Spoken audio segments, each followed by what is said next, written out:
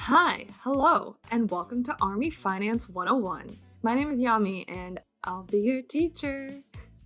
I am one of the podcast hosts on ARMYverse, and this is a side project I was inspired to do after chatting with some very lovely finance armies on Twitter.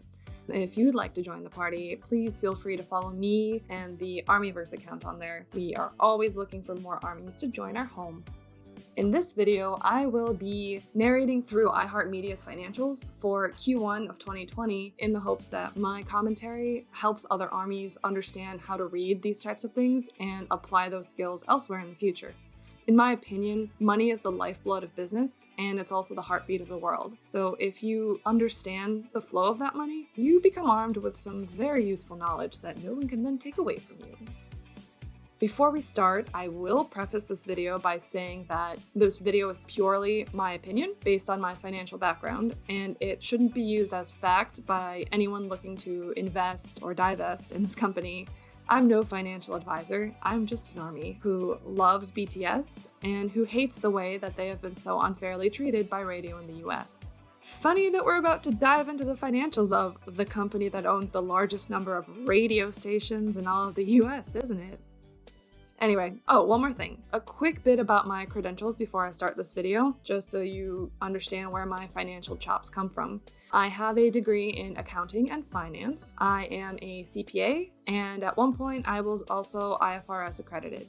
I have spent 5 years in public accounting, where I audited companies that were public, private, local, national, and international. My clients were part of a lot of different industries, including manufacturing, construction, real estate, telecommunications, and defense contracting. And also, I have spent the last 2.5 years working in finance for a public company in the home building sector. So, while I do not have specific experience in entertainment, I do know my way around a financial statement.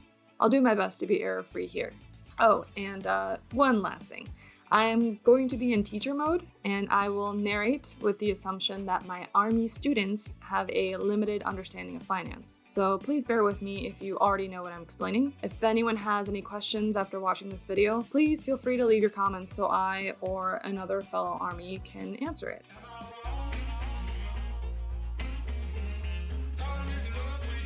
Alright, so the first lesson is that it helps to Google the company whose financial statements you're reviewing to help put things in context. So I'll show you what I mean, and you'll see how important that is in a minute.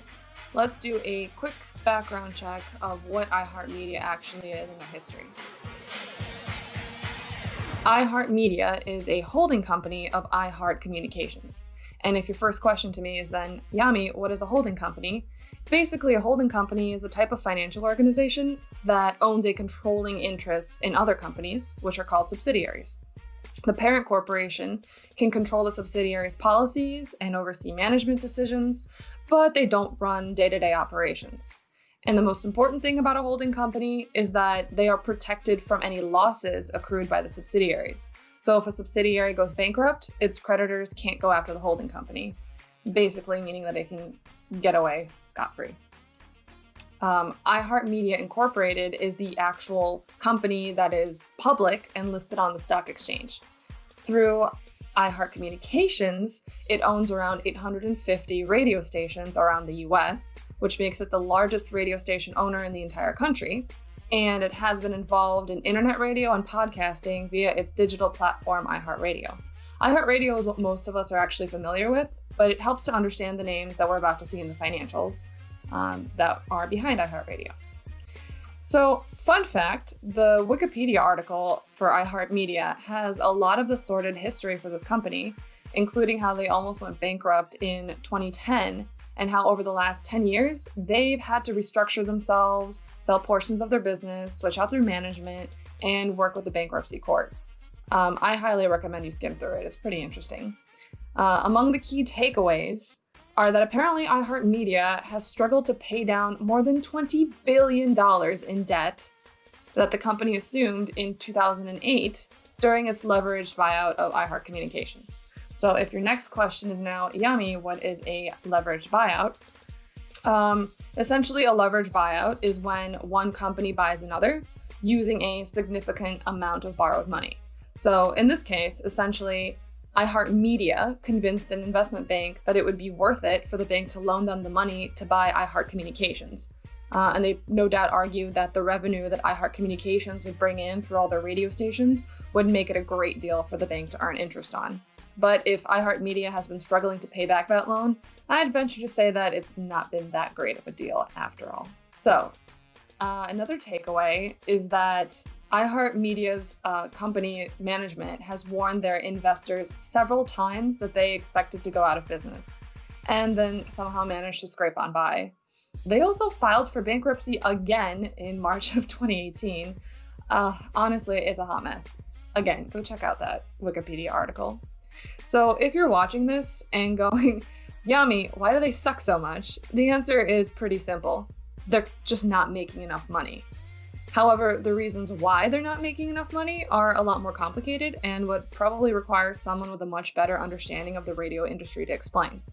What I can tell you from an outsider's perspective is that it seems that they have either had bad investment decisions on the part of the management.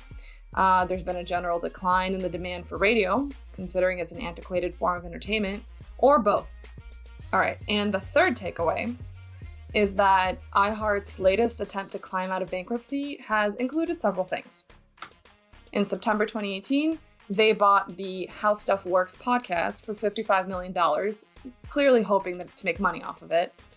In January of 2019, the bankruptcy court approved a plan that would reduce iHeart's debt from $16.1 billion to $5.75 billion.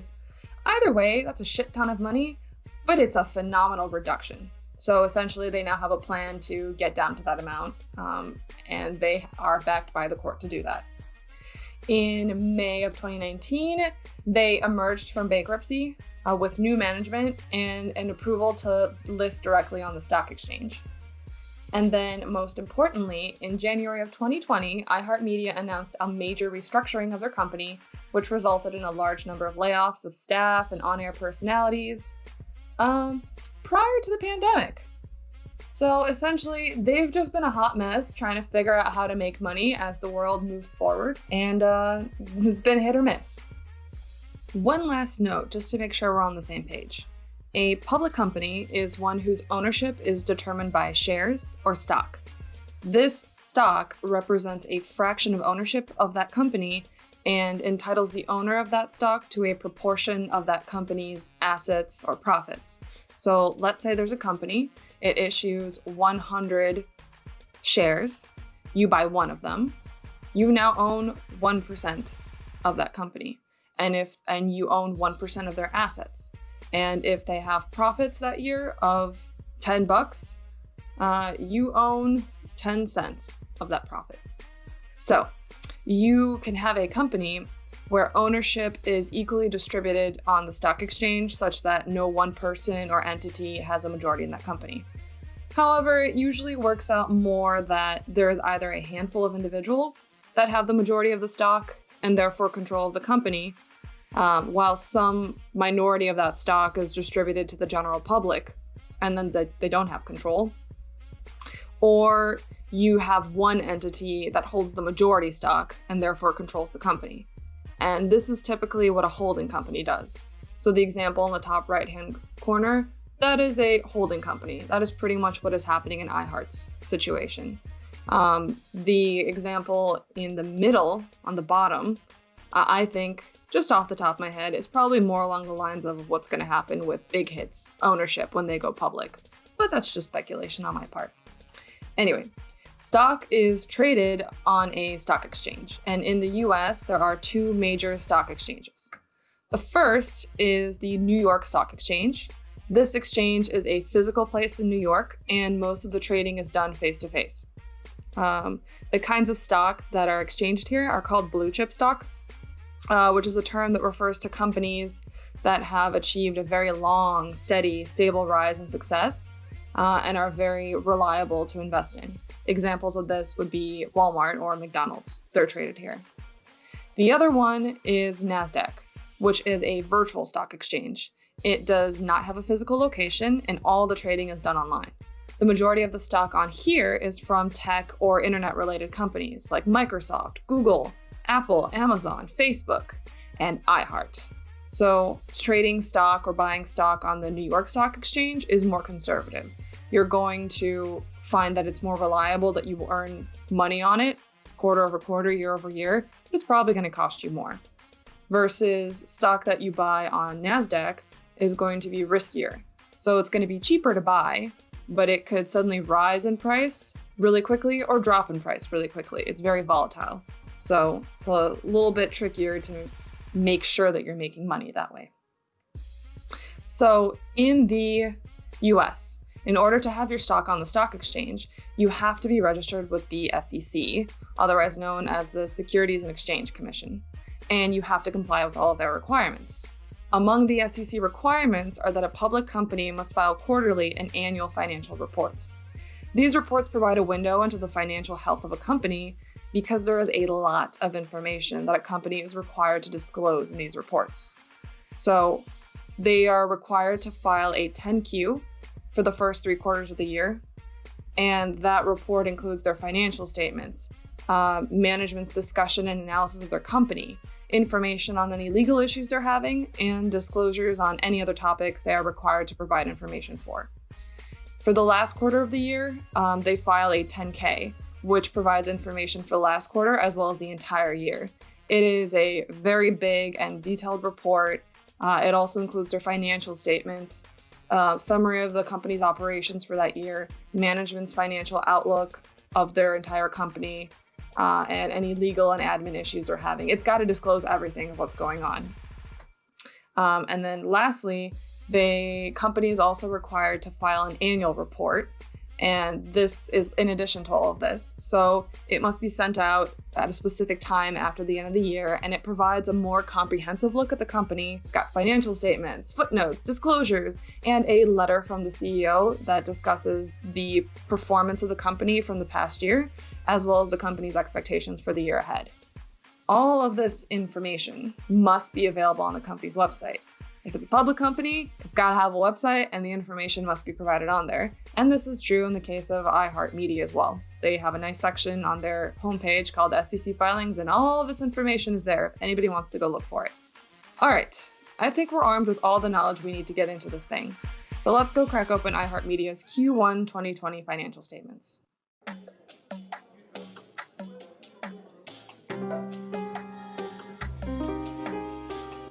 All right, so here is the 10Q that iHeart had to fill out and submit for Q1 of 2020. This is just all the basic information of who they are, where they filed, where they're incorporated. All of this is nice and linked. So we've got our financial statements. We've got notes, the consolidated financial statements. Notes, just like financial footnotes, are always very important because they provide a lot more information than just the face of the financials. Management's discussion and analysis, that's important. Here, I'll highlight. Let's see. This is important. This is important. And by important, I mean it's got information that the layperson can read about and understand. Market risk is probably important. I guess we can take a look at legal proceedings. I don't know how much interesting stuff will be in there, but we'll take a look at it. Sounds good. Okay, scrolling down. This is their balance sheet. Balance sheets have assets, liabilities, and equity. I don't know if this will help anyone who doesn't already know it, but your assets minus your liabilities equals your equity.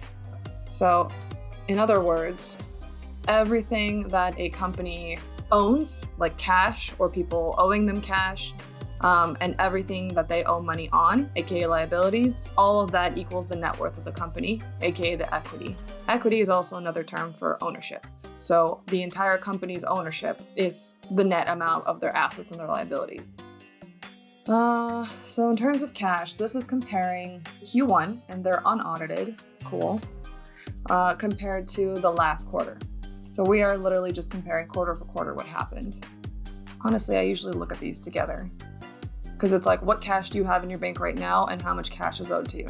So this is like 1.3 million together, and this is like 1.3 million together. So it's pretty much the same thing. In terms of, oh, and this is, by the way, all of this is in thousands. So this is 646 million. This is 400 million. In terms of property, plant, and equipment, so buildings they own, equipment they own, physical things that they own, they're pretty much flat quarter over quarter. I guess they went down 10 million. Doesn't seem like that big of a deal. Indefinite lived intangibles licenses. So in terms of licenses, I would imagine for a radio company, they have licenses to music, to programs maybe? That went down. In the previous quarter, it was like 2.3 million, and that went down a whole million. I don't know. That's something that I don't have enough information about. The only thing I could think of is that radios have license to play music. I don't know what else they would. And then their goodwill went down by a lot. Goodwill is just something, so let's say I am iHeart and I want to buy another company. And I look at all of the assets and liabilities on the books of that company, and the net worth of that company is, let's say, 100 million. But what I end up paying for them is 200 million, because I'm like, I think this company is worth a lot of money. I think it'll make me a lot of money in the future. I have a plan for how I'm going to cash in and make this company grow. So I think they're worth 200. Well, the difference between what you pay and what that company is actually worth would become goodwill. So like the difference if the company's worth 200, or like what you're paying is 200 and the value is 100, then the difference, the other 100, becomes goodwill. And then after that, that goodwill sits on your books, and then quarter over quarter, it's evaluated. Like, hey, you bought this company, are they still doing good? Have they dropped in value? If they've dropped in value, then your goodwill decreases.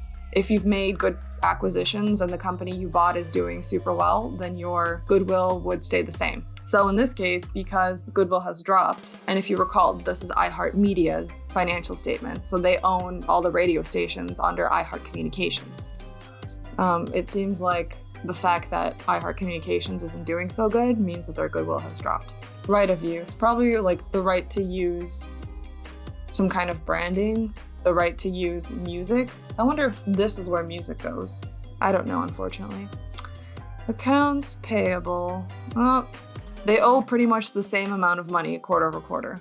It's probably a different money, but you know, that nothing really, no wild swings in their company.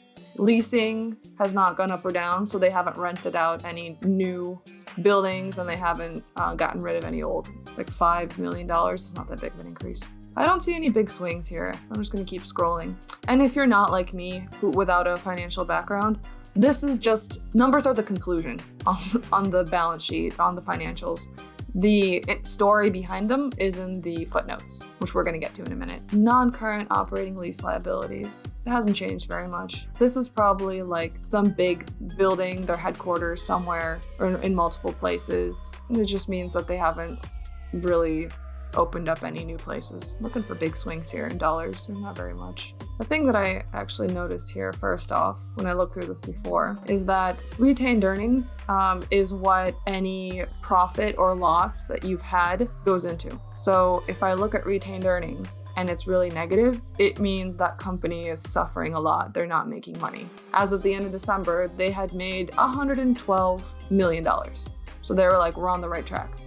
And then I guess shit hit the fan because of the pandemic, right? January through March, pandemic really got into the full swing of things probably in February. So they lost a shit ton of money to the tune of $1.6 billion. And that to me is just interesting to think about, because if you are a radio company, then you're like, the fact that people had to be at home should not really have impacted your business. Because if it doesn't matter where people are, they can still listen to music. They can still watch things on the internet. They can watch things on TV. I don't know. I'm hoping that the footnotes explain this in further detail, but so far this isn't looking too good. I don't really see much else here that's very interesting. The consolidated statements of comprehensive loss is another term for income statement.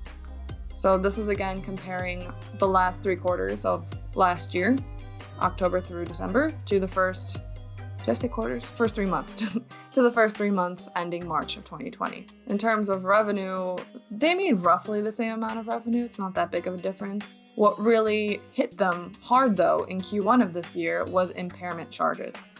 So impairment is something that happens when you had an asset that you thought was going to make you a certain amount of money, and you have reevaluated and come to the conclusion that it's not going to be able to make you that amount of money. This is tied to goodwill. When goodwill decreases, it is an impairment. It's an impairment to goodwill. So this relates to what we were looking at above on the balance sheet, because this is saying that they had to do some kind of evaluation and decided that whatever investment or business decision they had made that they thought was going to make them money ended up not making them money at all. And because this is such a big number, $1.7 billion, I expect there's definitely a footnote about this. So I'm excited to see that. I don't really see much else interesting. Like if I'm just comparing it to the previous quarter, it's like everything's pretty much fine. This is the only big change, so that's it, whatever. Moving on, consolidated statements of changes in stockholders' equity. This is the statement that describes how many shares a company has issued, how much those shares collectively are worth, and then there's different classes of shares that you can have, which are priced differently on the market because they grant you different benefits. This is literally just trying to explain to anyone who cares, like, hey, at December 31st, this is where we were. Between then and the end of March during Q1, we had a net loss, so we didn't make any money, we lost money, oops. And see, haha, go look at the notes, that's where it'll all be explained. Cool. I've never really liked statement of cash flows very much. They confuse me. We're gonna skip it. I don't care. I don't want to look at it. Basis of presentation. Basically, they're saying here we are trying to be fair in our representation. We're trying not to lie to you. And they're saying the segments that roll up into us, that we own, that we have to report on, are audio and media services. I hope it helps to hear me just talk through this, because I think for a lot of people, financial statements are intimidating because there's a lot of text on these pages and you start reading and you immediately feel stupid and you're like, I don't know what this is. In truth, the only people who will actually understand financial reports are the people from that own company, but also the way things are written in here are making sure that everything is not misrepresenting anything. So all the language in here is written very carefully. So don't ever feel stupid. I'm trying to give you like a pass over so that you can understand as a layperson. If I ever want to go look at a financial report from some public company that I'm interested in, here's how you do it. So anyway, back to this. COVID.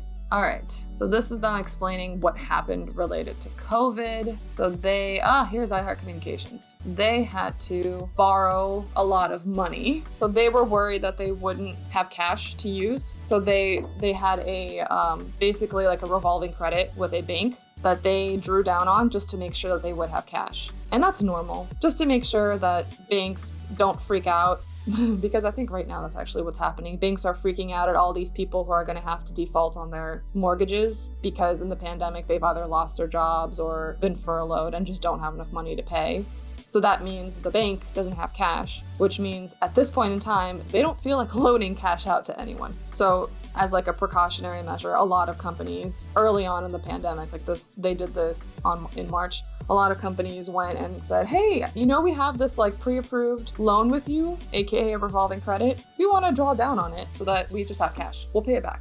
The company's revenue in the latter half of the month ending March 31st was significantly and negatively impacted as a result of a decline in advertising spend driven by COVID, and the company's management took proactive actions to expand the company's financial flexibility by reducing spending and preserving cash. I guess there's a bunch of companies that advertise on the radio. All those advertisers, I guess, pulled out their money. They were like, no, we're not going to pay you to advertise our stuff on the radio right now, because I'm sure those advertising companies were like, no, we need to conserve our cash so we can make sure we have money for ourselves. Okay, so I think what they're saying here is that because they filed for bankruptcy, when you do that, you kind of get a blank slate. It's called fresh start accounting, and you get to pretend as if you're a new company once you work through a deal with the bankruptcy court on how you're going to resolve your existing obligations. And in your new financials, everything is valued market value, at fair value. So that was probably done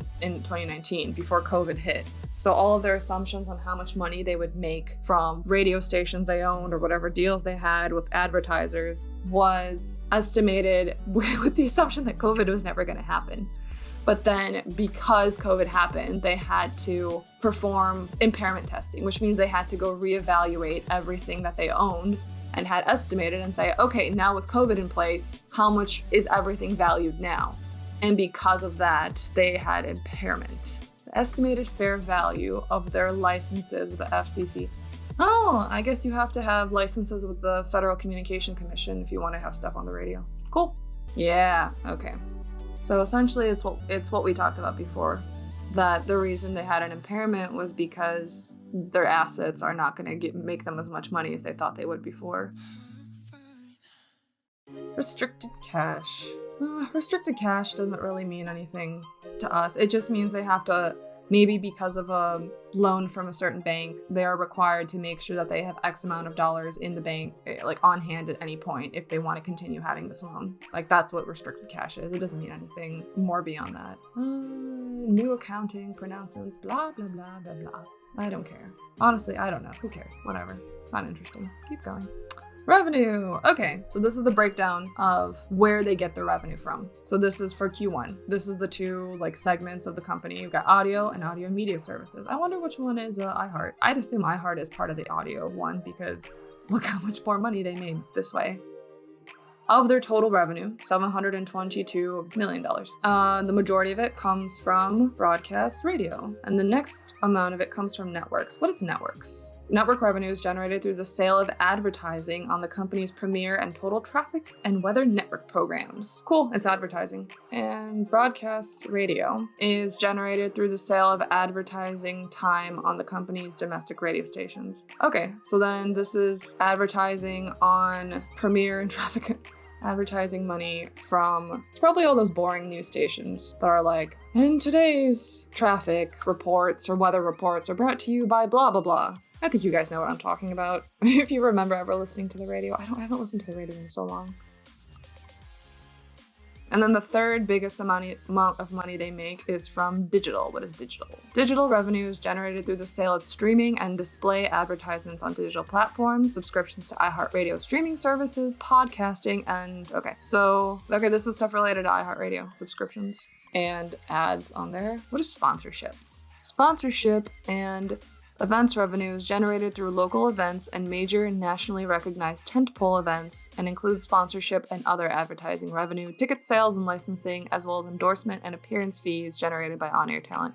I think this is things like the Jingle Ball, this other September concert that they're trying to put on where BTS is going to be. That makes sense because you're not going to just be a company that puts on events all year long and expects to make the most of your money like that. No, you're going to try to do it through more surefire, sustainable things like just advertising on a radio. That's pretty much what this is. They have several different ways that they broadcast news or information to people, and you have people buying advertising space and paying them to have their ads listened to by other people. You know what? Maybe in part this does explain why BTS doesn't get played on the radio. If you remember that interview or discussion we had with DJ Adam from somewhere in Atlanta, he said that he thought BTS wasn't played as often on radio stations because radio stations were worried that people wouldn't want to hear that music and they would turn off the radio station. Because if that's the case, if people just get turned off and don't want to listen anymore, then all of those advertisers who were banking on a certain number of people, a certain volume of people listening are like, well, we don't want to pay you anymore or pay you as much for advertising. You don't have as big of a listenership. Which, I mean, it doesn't mean it's accurate, right? Because there's so many ARMY everywhere who would happily listen if BTS was actually played on the radio. But then again, at this point, aren't we also turned off by radio? We don't listen on purpose? I don't know. This is a very strange problem that we have. I don't have the answer. Okay, the last way that they make money through this other business segment that the company owns is through audio and media services. What is that? Audio and media services is generated by services provided to broadcast industry participants. Okay, I guess they provide software. They're like, here you go. Now you can use it to have your own radio stations, have your own music channels. You make a decent chunk of money that way. Company's indefinite-lived intangible assets consist of FCC broadcast licenses and its audio segment. Okay, cool. I don't really know much about FCC broadcasting licenses, But I would guess that if you want to broadcast things to the entire country, you have to make sure you're complying with rules, like not being profane and obscene and swearing up a storm or talking about really inappropriate topics. I'm sure there's other requirements that the FCC has. By the way, every time I say the word FCC, I think of Eminem's song, Without Me. So the FCC won't let me be me, so yeah, whatever that is. If you have an FCC license, that gives you the right to broadcast to the country, or at a certain part of the country. So that means you can make money versus someone who doesn't have a license, like me, Yami, making this video. I cannot make money by broadcasting things on a radio station because I don't have an FCC license. So clearly, the FCC license is worth, it has a fair value. It's worth money. It has to be reevaluated for its worth. So that is why they had to estimate the fair value. Apparently it sucked. Apparently they think that because of COVID, a lot less people are going to be wanting to advertise on the radio. You know what? Maybe that does partially make sense, because where do most people listen to the radio? In their car. And with COVID, there's not really that many places you're going anymore. A lot of people are not commuting to work. They're sitting at home. They're working from home. Maybe they're driving to the grocery store.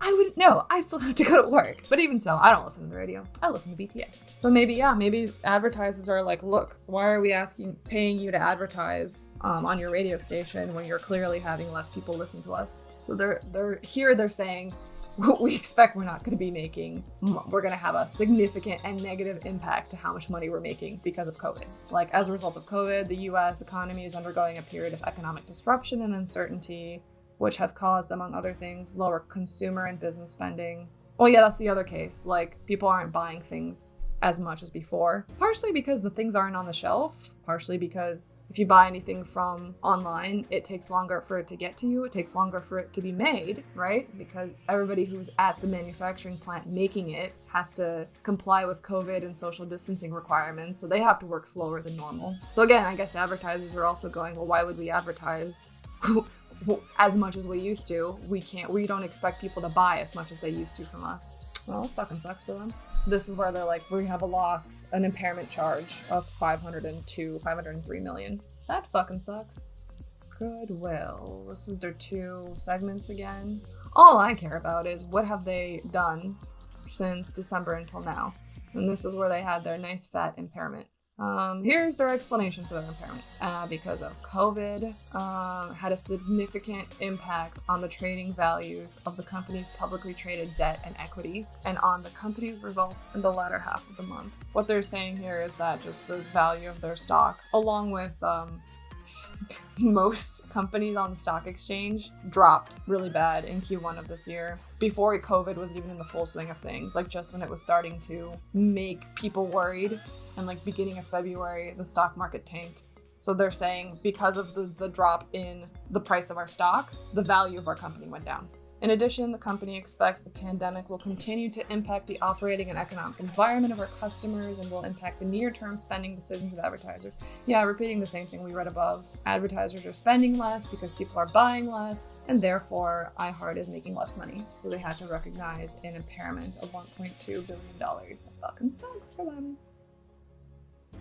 You know what, like, I keep reading about this. You know who would be a loyal customer who would listen? Army. If there was some special program on a radio station that was, I don't know, devoted to BTS. I don't think, as far as I know, there are any radio stations online or like physically on air that play only K-pop or just BTS. If there was, I think a lot of ARMY would support it. A lot of us would be willing to listen to it all the time because we would appreciate hearing, only that kind of music. And therefore, we would be a very devoted audience that advertisers could advertise on it. Like, that is a worthy investment for iHeart to do, because they could earn advertising dollars that way pretty, consistently, especially if it was a radio station that was online as well. If you had one that was accessible by people around the world. ARMY are just such a dedicated fan base that we would do it. iHeart is missing out here on this. I don't really care about the rest of this. Let me do some quick scrolling. We've got long-term debt. This is all the money they fucking owe everyone. $4.5 billion. Hey, I think this is what this is the whole deal they had with the bankruptcy court, where they went from 16.1 billion to 5.75 billion. Yeah, they were at 5.75 billion as of December. And then remember I mentioned that they were worried that they wouldn't have cash to spend in Q1 after COVID hit. They took out their revolving credit. For anyone who doesn't know, revolving credit is just like a pre-approved loan where the bank's like, you're good to go. You can have up to this much money at any time you want. So you work it out ahead of time and it's there in case you need it instantly. And so in this case, iHeart was like, yeah, we need it instantly. So they took this out. Yeah, that's basically the only change. They were doing good. They were down to their $5.71 billion in debt, and now they're $5.9 billion in debt because of COVID. So, sucks for them. I'm telling you, if you ever want to know what's going on in a company, go read through their reports. All that crap is here. I don't care about their tax benefit. Whatever. I don't care about this. There's nothing really interesting in here.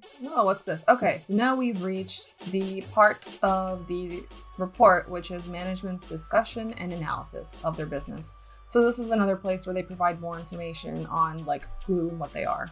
They forgot a period here. Unacceptable. They fucking depend on advertising, man.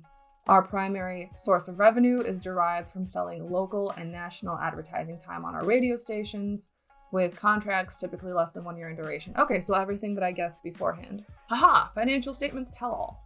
Our programming formats of our radio stations are designed to reach audiences with targeted demographic characteristics. Okay, so essentially they're saying we tailor our radio stations to appeal to a specific demographic of listener, and then companies that want to advertise to that specific demographic know that they should be advertising on that radio station. Well, then that comes back to the thing okay, what demographic are ARMY? Okay, oops, we're every demographic.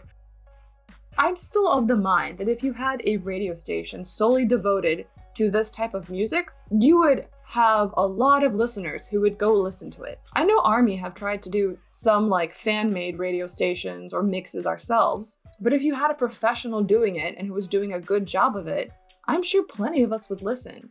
And then you could advertise to us on those stations and it would be fine, or you would get more subscriptions to iHeartRadio if it was only an online radio station. I don't know, I feel like there is an opportunity for iHeartRadio to be making money and creating a business around us. I think we are a demographic that has longevity. We're not going to go away. I don't know. I'd love to talk to someone about their decisions regarding this because as somebody in the fandom, I feel like there's a lot of missed opportunity here. We continue to expand the choices for listeners, and we deliver our content and sell Sure you do. Okay. We expect that our revenue in 2020 will decline because of COVID, largely as a result of declining consumer and business spending. In the 3 months ended March 31st, we saw a sharp decline and expect further declines in our sponsorship business, driven by the postponement or cancellation of a number of our live events as a result of the COVID pandemic.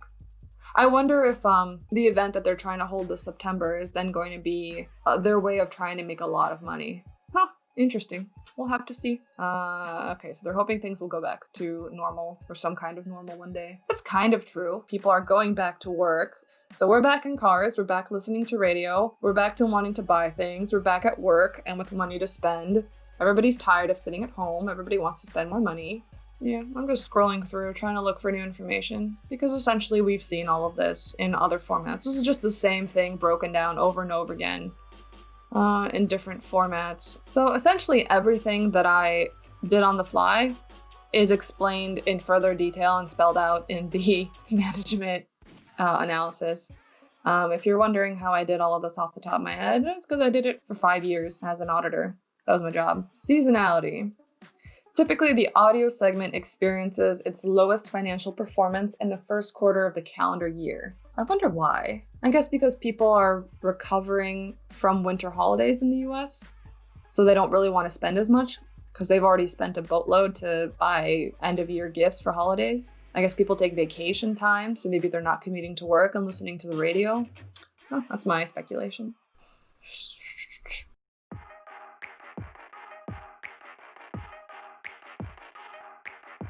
So that's it. We've made it to the end. The 10Q is finally over. Anyone want to go through it again? Just kidding. Here's what I've taken away after reading through iHeart's background as well as their financials. iHeart's primary motivations right now are going to be to make money and pay down their massive debt.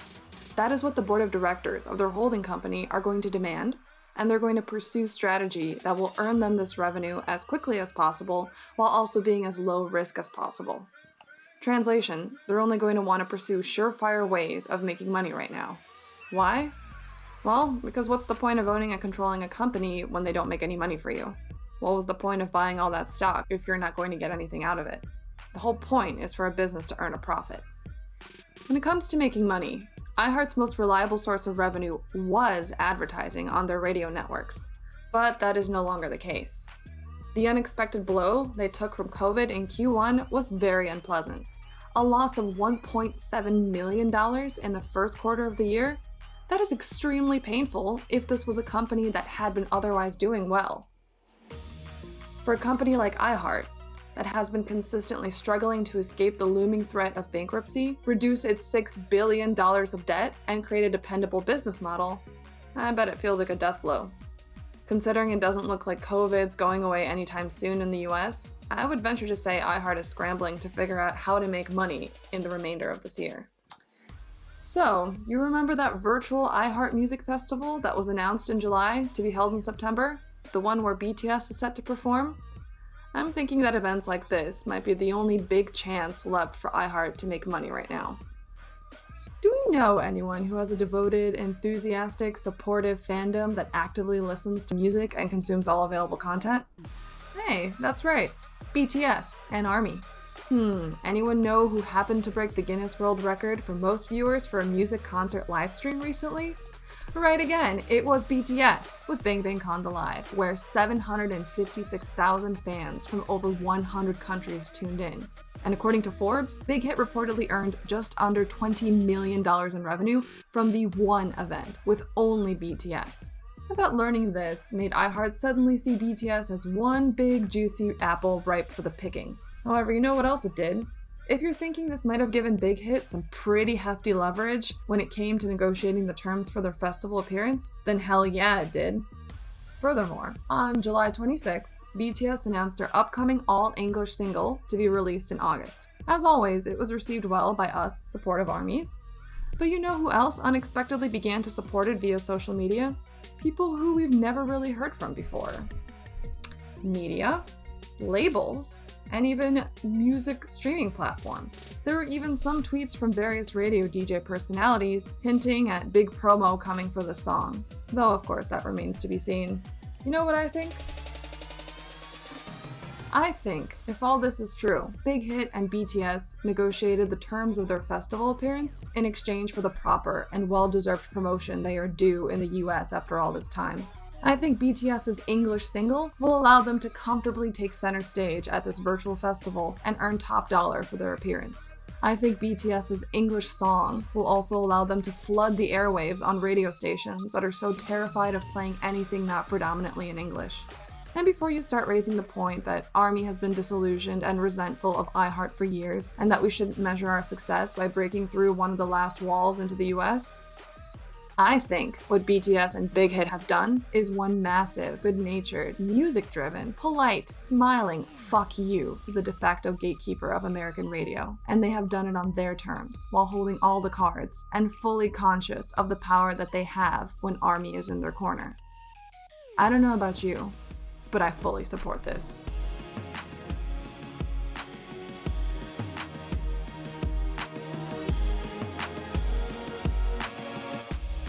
I hope you enjoyed reading through this with me and maybe learning a little bit on how to look through a financial report yourself.